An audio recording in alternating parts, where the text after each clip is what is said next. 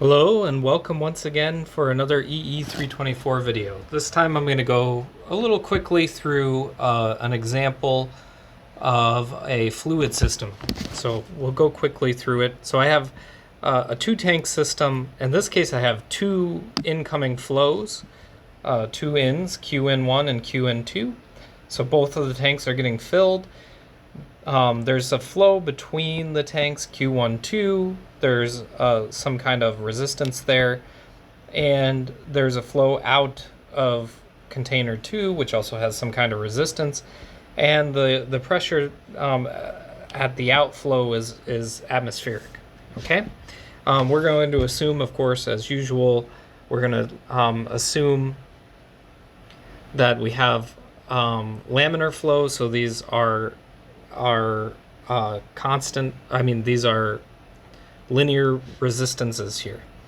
Okay, so the first thing we could do is we could say C1 P1 dot is it going to be equal to Q in 1 minus Q1 2, because I'm going to have flow in and then the flow out is just Q1 2, and then C2 P2 dot is equal to Q 1 2 because it's getting flow in from the other tank, plus Q in 2 because it's also getting flow in from the top here, minus Q out. That's the flow out of there. And we're going to want to exchange this for H in a moment, which I'll do. So I'll note that C1, I have area 1, this is also area 2. C1 is going to be equal to rho times G over A1, and C2 is going to be rho times G over A2. Okay? And then finally, we'll note that P can be written as rho GH. Oops. As I noted in the initial video, so I just have to substitute that in. So I'm going to get rho, sorry, I have this upside down. C1, this should be A1 divided by rho G. I'm assuming that this fluid is the same fluid throughout. So it has the same density. If it had a different density, then we would have to account for that. So then that means that I have my C1 times rho G H1 dot, right? Because I'm replacing P1 with rho G H1 is going to be equal to Q in 1 minus Q1 2, and C2 times rho G H2 dot is going to be equal to Q1 2 plus Q in 2 minus Q out. Okay? And then I can substitute in C1, so you should find that what I get is H1 dot over times A1 is equal to Q in 1 minus Q1 2, and A2 times H2 dot is equal to Q1 2 plus Q in 2 minus Q out. Okay, and then what I need to do is then figure out what Q1 2, Q and Q out are. So Q1 2, well, that's just going to be equal to the change in the pressure divided by R1.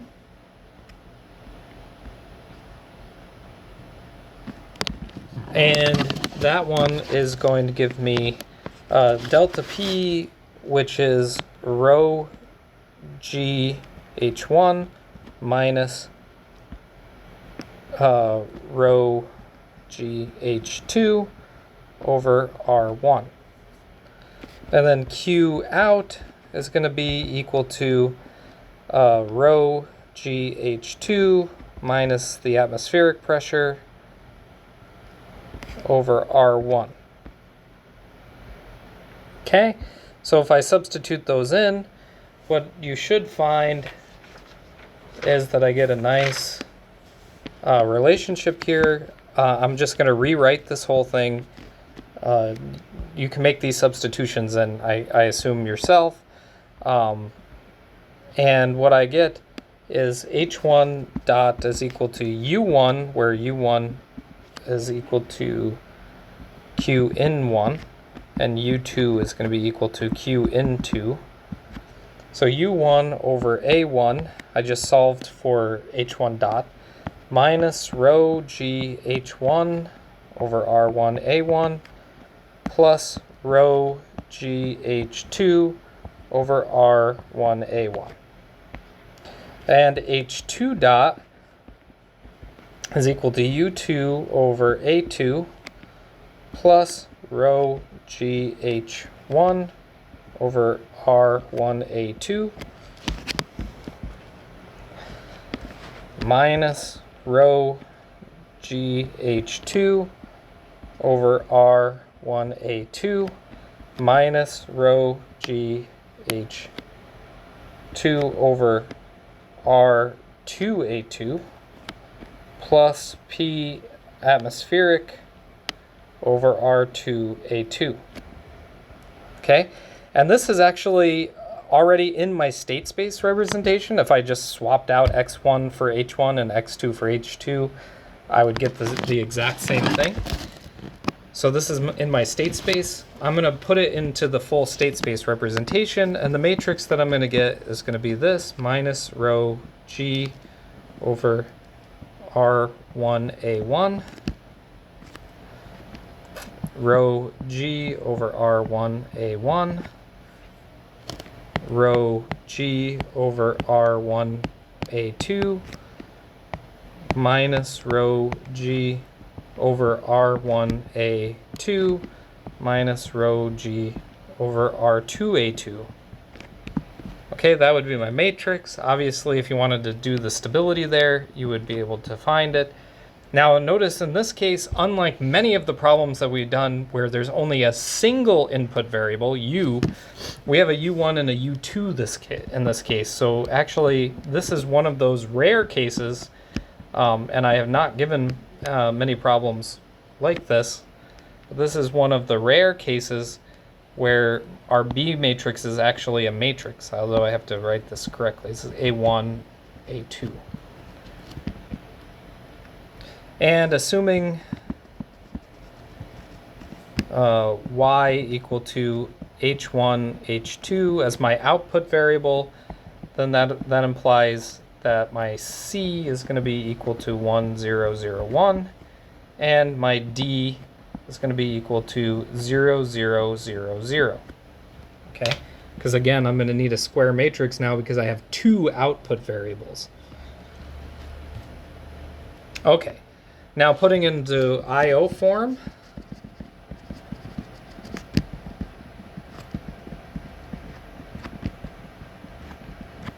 you should be ready for this. What I'm going to do is I'm going to rewrite this as h1 dot, I'm just going to get all of the h1 terms onto one side here, rho g h1 over r1 a1 equal to u1 over a1 plus rho g h2 over r1 a1. And we're going to use the same trick that we've always used for going from state space to input output. So this is going to be d plus rho g over r1 a1 times h1 is equal to u1 over a1 plus rho g h2 over r1 a1. So h1 is going to be equal to this whole mess, u1 over a1 plus rho g h2 over r1 a1, all divided by d plus rho g over r1 a1. And I'm going to substitute into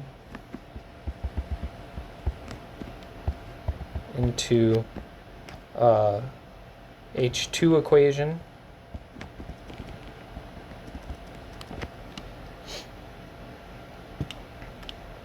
And I'm just going to give you the end result of this, because at this point you should be able to do this kind of stuff. But we get a very ugly H2 double dot. I'm just going to get all of the terms onto one side here. Rho G over R1A1 plus Rho G R2 plus Rho G R1 over R1 R2 A2 times H2 dot plus rho squared G squared R2 plus rho squared G squared R1 over R1 squared R2 A1 A2 minus, this is all in this big bracket here, rho squared G squared over R1 squared A1 squared times H2. And then that's going to be equal to U2 dot over A2 plus rho G U2 over R1 A1 A2 plus rho G U1 over R1 A1 squared. Whew. So there's that whole equation. Now we've gotten it into input-output form, but I wanted to do real quick some kind of feedback control on this system. So somehow I'm going to put in some kind of electronic device that measures the levels and adjusts something in order to control the flows here. And what I'm going to do is I'm going to simplify my life. I'm going to set this to 3.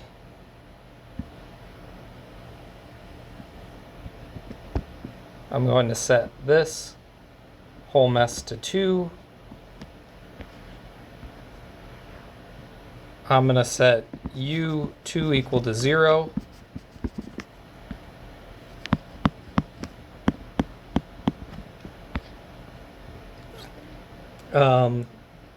And let rho G over R1A1 squared be equal to Kp. Okay? So this is like my plant, right? And I just have this as an input variable. So note that my transfer function for my plant, Gp, is going to be equal to Kp over s squared plus 3s plus 2. Now let's do proportional control.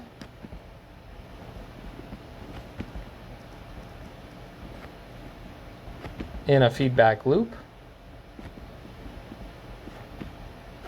A closed, I should say, feedback loop.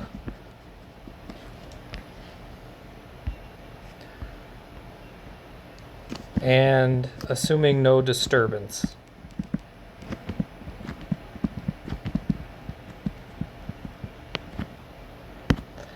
Then TR of S, so that means D equal to 0, right? TR of S is going to be equal to Kc, where that's the proportional controller, times Kp, which we already said what Kp was, over s squared plus 3s plus 2 plus Kc times Kp. Remember, we solved for this in the previous video.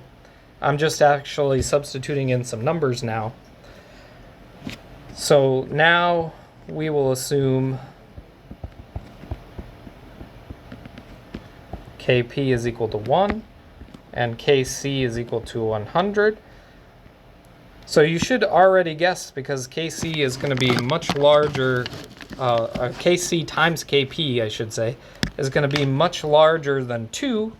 You should assume, right? So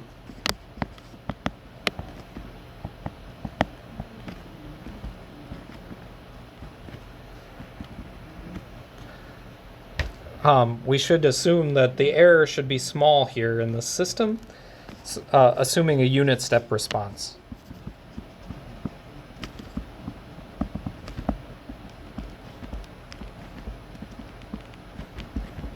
Then y of s is going to be equal to 100 over s squared plus 3s plus 102 times s.